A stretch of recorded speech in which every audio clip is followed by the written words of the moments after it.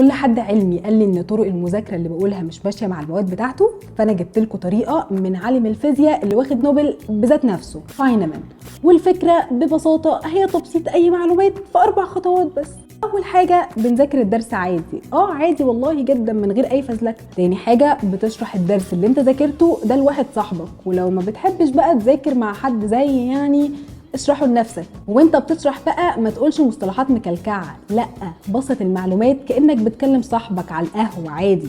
وهات بقى امثله من دماغك على رسومات توضح بيها اكتر. خد فرصتك في الشرح بجد، لا خدها بجد. وانت بتشرح بقى هتكتشف ان في حاجات واقعه منك يا معلم، او هيجي في بالك سؤال وما تعرفش اجابته. وعشان كده نروح بقى للحاجه الثالثه، وهي انك بترجع للكتب بتاعتك وتشوف بقى ما عرفتش ايه، وبكده تبقى غطيت الجزء اللي ناقصك. رابع حاجه بتشرح الدرس تاني لنفس الناس اللي مش موجوده، واشرح بضمير، بضمير اكتر. ولو لقيت نفسك واقع في حاجه بترجع لها تاني وترجع تشرح تاني، وهكذا لحد ما المعلومات تثبت. وبكده تبقى ضمنت كل المواد في جيبك يا معلم عادي.